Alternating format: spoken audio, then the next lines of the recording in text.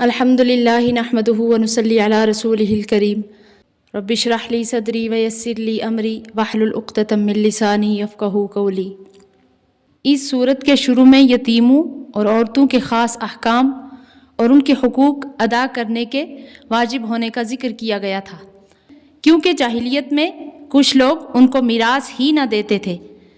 تو بعض ایسا کرتے تھے کہ جو مال میراث میں یا اور کسی طریقے سے ان کو ملتا اس کو ناجائز طور پر کھا جاتے تھے، اور بعض یہ کرتے تھے کہ ان سے نکاح کر کے ان کو مہر پورا نہ دیتے تھے۔ تو ان آیات میں ان سب چیزوں کی ممانعت کی گئی ہے، تو اس پر مختلف واقعات پیش آئے۔ بعض کو تو یہ خیال ہوا کہ عورتیں اور بچے فی نفس ہی میراث کے قابل ہی نہیں، کسی وقتی مصلحت سے یہ حکم چند لوگوں کے لیے ہو گیا ہے، امید ہے کہ منسوخ ہو جائے گا، اور بعض اس کے منتظر رہے جب نسخ نہ ہوا تو یہ مشورہ ٹھہرا کر خود حضور صلی اللہ علیہ وسلم سے پوچھنا چاہیے، اور حاضر ہو کر پوچھا۔ تو ابن جریر وغیرہ نے اس آیت کے نازل ہونے کا سبب اسی سوال کو نقل کیا ہے، اور اس کے بعد کی آیتوں میں عورتوں سے متعلقہ چند اور مسائل بیان فرما دیے گئے ہیں۔ اعوذ باللہ من الشیطان الرجیم، بسم اللہ الرحمن الرحیم۔ وَيَسْتَفْتُونَكَ فِي النِّسَاءِ، اور تجھ سے پوچھتے ہیں عورتوں کے بارے میں، یعنی عورتوں کی میراث اور مہر کے بارے میں۔ قُلِ اللَّهُ يُفْتِيكُمْ فِيهِنَّ، کہہ دیجئے تم کو اجازت دیتا ہے ان کی، یعنی اللہ تعالیٰ آپ صلی اللہ علیہ وسلم سے مخاطب فرما رہے ہیں کہ آپ ان سوال کرنے والوں سے فرما دیجئے کہ اللہ تعالیٰ ان کے بارے میں تم کو وہی پہلا حکم دیتے ہیں۔ وَمَا يُتْلَى عَلَيْكُمْ فِي الْكِتَابِ، اور جو تم کو سنایا جاتا ہے کتاب میں، یعنی قرآن میں، یعنی اس بارے میں اس سے پہلے بھی کچھ آیات نازل ہو چکی ہیں اور قرآن کے اندر تم کو پڑھ کر سنائی جایا کرتی ہیں، کیونکہ قرآن کی تلاوت میں ان کی تلاوت بھی ظاہر ہے کہ ہوا ہی کرتی تھی۔ فی یتامی النساء اللاتی، وہ آیات جو ان یتیم عورتوں کے بارے میں نازل ہوئی، لا تؤتونہن ما کتب لہن، کہ جن کو تم نہیں دیتے جو ان کے لیے مقرر کیا گیا ہے، وترغبون ان تنکحوہن، اور چاہتے ہو کہ ان کو نکاح میں لاؤ، والمستضعفین من الولدان، اور حکم ہے کمزور لڑکوں کا، وان تقوموا لیلیتامی بالقسط، اور یہ کہ قائم رہو یتیموں کے حق میں انصاف پر، وما تفعلوا من خیر فإن اللہ کان بہ علیما، اور جو کرو گے بھلائی تو پس وہ اللہ کو معلوم ہے۔ یعنی اس سے پہلے ان یتیم عورتوں کے بارے میں جو آیات نازل ہو چکی ہیں اسی کا مضمون بیان کیا جا رہا ہے کہ ان کے ساتھ تمہارا یہ معاملہ ہے کہ اگر وہ مال والی ہیں یا حسن و جمال والی ہیں تو ان سے نکاح کرتے ہو،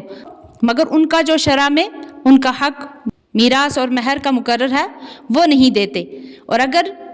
حسن و جمال والی نہ ہوئی صرف مال والی ہیں تو ان کے ساتھ حسن و جمال نہ ہونے کی وجہ سے نکاح کرنے سے نفرت کرتے ہیں،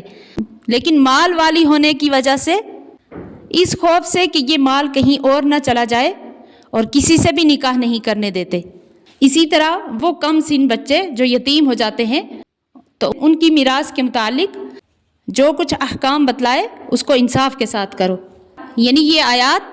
ان آیات کا مضمون ہے جو اس سے پہلے گزر چکی ہیں، یعنی جس طرح ان آیات میں بتلایا گیا کہ یہ چیزیں آپ کے ذمے واجب ہے، تو اسی طریقے سے ان کا حکم بعین ہی باقی ہے، تم انہی کے موافق عمل کرو، اور جو نیک کام کرو گے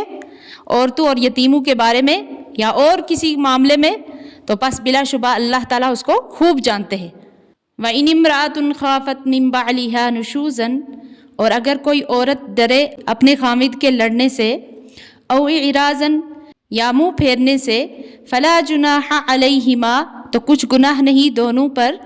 ان یصلحا بینہما صلحا، کہ کر لیں آپس میں کسی طرح صلح،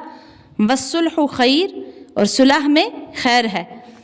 تو اب ان آیتوں میں اللہ تعالیٰ نے ازدواجی زندگی کے اس تلخ اور کٹھن پہلو کے متعلق ہدایات دی ہیں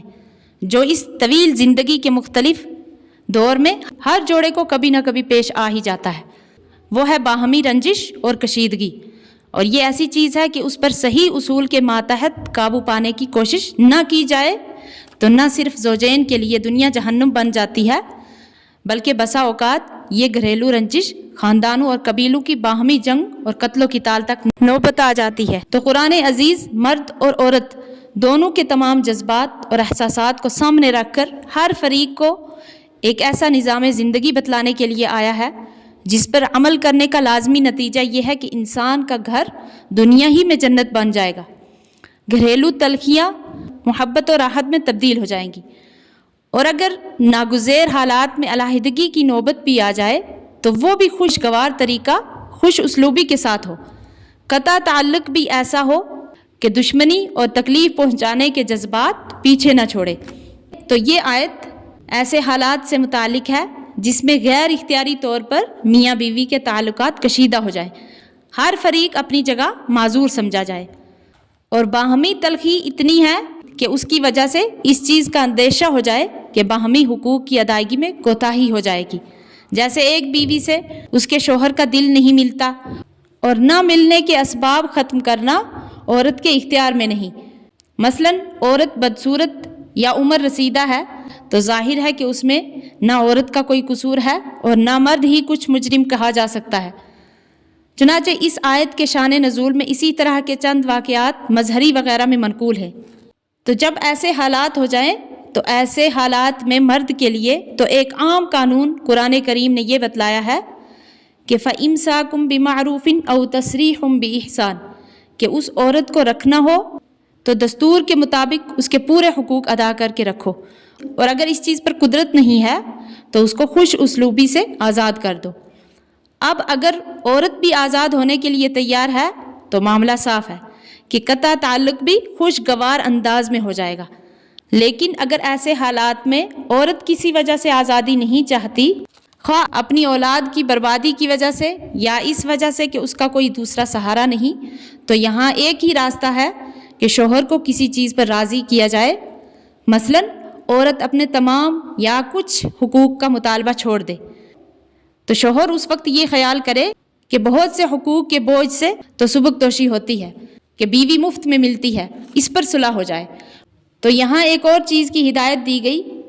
کہ ان یصلحا بینہما صلحا، یعنی میاں بیوی دونوں آپس میں کسی صورت پر صلح کر لیں۔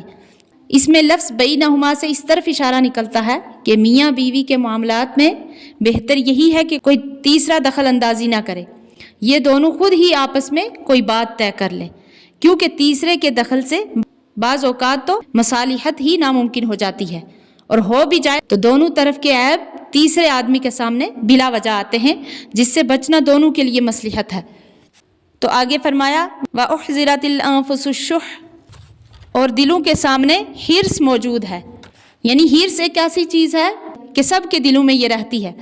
تو ایسی صلح کرنے میں عورت کو تو یہ ہرس ہے کہ مجھے آزاد کر دیا تو اولاد برباد ہو جائے گی یا میری زندگی دوسری جگہ تلخ ہوگی، اور شوہر کو یہ لالچ ہے کہ جب عورت نے اپنا کل مہر یا کچھ معاف کر دیا اور دوسرے حقوق کا بھی مطالبہ چھوڑ دیا تو اب اس کو رکھنے میں میرے لیے کیا مشکل ہے، اس لیے آپسی صلح آسان ہو جائے گی۔ تو اس کے ساتھ ارشاد فرمایا وَإِن تُحْسِنُوا وَتَتَّقُوا، اور اگر تم نیکی کرو اور پرہیزگاری کرو فَإِنَّ اللَّهَ كَانَ بِمَا تَعْمَلُونَ خَبِيرًا، تو اللہ کو تمہارے سب کاموں کی خبر ہے۔ تو اس آیت کے آخر میں فرمایا وَإِن تُحْسِنُوا وَتَتَّقُوا فَإِنَّ اللَّهَ كَانَ بِمَا تَعْمَلُونَ خَبِيرًا، یعنی ایسے حالات میں جب کہ بیوی سے تمہارا دل نہیں ملتا اور اس وجہ سے تم اس کے حقوق ادا کرنا مشکل سمجھ کر آزاد کرنا چاہتے ہو، تو گو ضابطہ میں تمہیں آزاد کر دینے کا اختیار بھی حاصل ہے، اور آیت کے ابتدائی جملہ کی روح سے عورت کے کچھ مطالبات چھوڑنے پر صلح کر لینا بھی جائز ہے، لیکن اگر حق تعالیٰ کے خوف کو سامنے رکھ کر احسان سے کام لو اور دل نہ ملنے کے باوجود اس کے تعلق کو بھی نبھاؤ اور اس کے سب حقوق بھی پورے کرو، تو تمہارا یہ اچھا عمل اللہ تعالیٰ کے سامنے ہے، جس کا یہ نتیجہ ظاہر ہے کہ اللہ تعالیٰ تمہارے اس تحمل اور حسن عمل کا بدلہ ایسی نعمتوں اور حقوق سے دے گا جس کا تم کوئی تصور بھی نہیں کر سکتے۔ اور شاید اسی وجہ سے یہاں صرف یہ بتلا کر چھوڑ دیا کہ تمہارا یہ حسن عمل ہمارے سامنے ہے، اس کا ذکر نہیں کیا کہ اس کا بدلہ کیا دیں گے،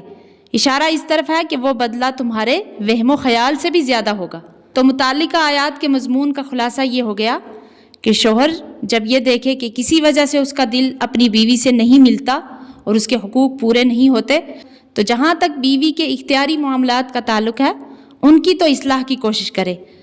اور اگر ساری کوششوں کے باوجود اصلاح سے مایوس ہو جائے یا معاملہ کوئی ایسا ہے جس کا درست کرنا عورت کے اختیار ہی میں نہیں، تو اب اس کو قانون شرع یہ حق دیتا ہے کہ خوش اسلوبی کے ساتھ بغیر کسی لڑائی جھگڑے کے طلاق دے کر آزاد کر دے۔ لیکن اگر وہ اس کے تعلق کو اسی حالت میں نبھائے، اپنے حقوق کو نظر انداز اور اس کے حقوق پورے ادا کرے، تو یہ اس کے لیے افضل اور اعلیٰ اور موجب ثواب عظیم ہے۔ اس کے بالمقابل اگر معاملہ برعکس ہو کہ مرد حقوق واجبہ نہیں ادا کرتا، اس لیے عورت آزادی چاہتی ہے، تو اس صورت میں اگر شوہر بھی آزاد کرنے پر راضی ہے تو معاملہ صاف ہے۔ عورت کو بھی یہ حق ملتا ہے کہ جب شوہر ادائے حقوق میں کوتاہی کی بنا پر اس کو آزاد کرنا چاہے تو عورت بھی اپنی آزادی اختیار کر لے، اور اگر شوہر با اختیار خود آزاد کرنے پر آمادہ نہیں تو عورت کو حق پہنچتا ہے کہ اسلامی عدالت سے اپنی آزادی کا مطالبہ کر کے آزاد ہو جائے۔ لیکن اگر وہ شوہر کی بے رخی اور کج روی پر صبر کر کے اپنے حقوق کا مطالبہ چھوڑ کر اس کو نبھائے اور شوہر کے حقوق کو ادا کرے، تو یہ اس کے لیے افضل اور اعلیٰ اور موجب ثواب عظیم ہے۔ تو خلاصہ یہ ہوا کہ ایک طرف اپنی تکلیف کو دور کرنے اور اپنا حق وصول کرنے کا فریقین کو قانونی حق قرآن کریم نے دے دیا، دوسری طرف دونوں کو بلند اخلاقی اور اپنے حقوق کے چھوڑنے پر صبر کی تلقین فرما کر یہ ہدایت فرما دی کہ جہاں تک ممکن ہو اس تعلق کو قطع کرنے سے بچنا چاہیے، اور چاہیے کہ دونوں طرفوں سے کچھ حقوق چھوڑ کر کسی خاص صورت پر صلح کر لیں۔ آگے فرمایا وَلَن تَسْتَطِيعُوا أَن تَعْدِلُوا، اور تم ہرگز برابر نہ رکھ سکو گے بین النساء عورتوں کو، وَلَوْ حَرَصْتُمْ اگرچہ اس کی حرص کرو، فَلَا تَمِيلُوا كُلَّ الْمَيْلِ تو پس بالکل پھر نہ جاؤ، فَتَذَرُوهَا کہ ڈال رکھو اس عورت کو، كَالْمُعَلَّقَةِ جیسے ادھر میں لٹکتی ہوئی۔ تو اس آیت میں بھی دونوں کے لیے ہدایت کی گئی ہے کہ اگر کوئی شخص ایک سے زیادہ بیویوں سے نکاح کرے تو ہدایت کی گئی ہے کہ تم سب بیویوں میں اگر کوشش بھی کرو تو دلی میلان کے بارے میں برابری نہیں کر سکتے، کیونکہ وہ تمہارے اختیار میں نہیں۔ تو پھر ایسا نہ کرو کہ پورے ہی ایک طرف ڈھل جاؤ،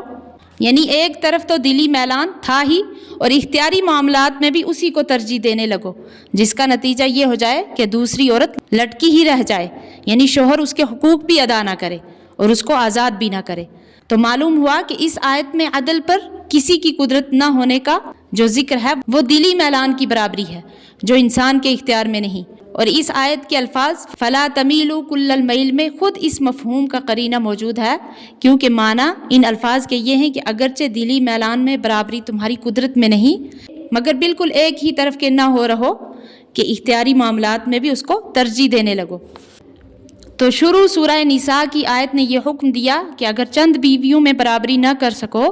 تو پھر ایک ہی نکاح میں قناعت کرو، دوسرا نکاح نہ کرو، جیسے کہ فرمایا وَإِنْ خِفْتُمْ أَلَّا تَعْدِلُوا فَوَاحِدَةً اگر تم کو ڈر ہے کہ انصاف نہیں کر سکو گے سب کے ساتھ تو پھر ایک ہی سے نکاح کرو۔ وَإِن تُصْلِحُوا وَتَتَّقُوا اور اگر اصلاح کرتے رہو اور پرہیزگاری کرتے رہو فَإِنَّ اللَّهَ كَانَ غَفُورًا رَحِيمًا تو اللہ بخشنے والا مہربان ہے۔ وَإِن يَتَفَرَّقَا يُغْنِ اللَّهُ كُلًّا مِّن سَعَتِهِ اور اگر دونوں جدا ہو جائیں تو اللہ ہر ایک کو بے پرواہ کر دے گا اپنی کشائش سے۔ وَكَانَ اللَّهُ وَاسِعًا حَكِيمًا اور اللہ کشائش والا تدبیر والا ہے۔ یعنی یہاں اس آیت میں اللہ تعالیٰ نے فریقین کو تسلی دی ہے کہ اگر اصلاح اور مصالحت کی سب کوششیں ناکام ہو کر الگ ہی کرنا پڑے تو اس سے بھی پریشان ہونے کی کوئی ضرورت نہیں ہے، اللہ تعالیٰ ہر ایک کو دوسرے سے مستغنی فرما دیں گے۔ عورت کے لیے کوئی دوسرا ٹھکانہ اور تکفل کا ذریعہ اور مرد کے لیے دوسری عورت مل جائے گی۔ اللہ تعالیٰ کی قدرت بڑی وسیع ہے، اس سے مایوس ہونے کی کوئی وجہ نہیں ہے۔ ان میں سے ہر ایک نکاح سے پہلی زندگی پر نظر ڈالے کہ ایک دوسرے کو پہچانتا بھی نہ تھا تو اللہ تعالیٰ نے جوڑا ملا دیا، آج بھی پھر ایسی صورتیں پیدا ہو سکتی ہیں۔ آخر آیت میں وَكَانَ اللَّهُ عَلِيمًا حَكِيمًا فرما کر اس بات کو اور پختہ کر دیا کہ اللہ تعالیٰ کے یہاں بڑی وسعت ہے اور اس کا ہر کام حکمت پر مبنی ہے۔ ممکن ہے کہ اس علیحدگی ہی میں حکمت اور مصلحت ہو، جدائی کے بعد دونوں کو ایسے جوڑے مل جائیں کہ دونوں کی زندگی سدھر جائے۔ اللہ تعالیٰ صحیح عمل کرنے کی توفیق عطا فرمائے، آمین۔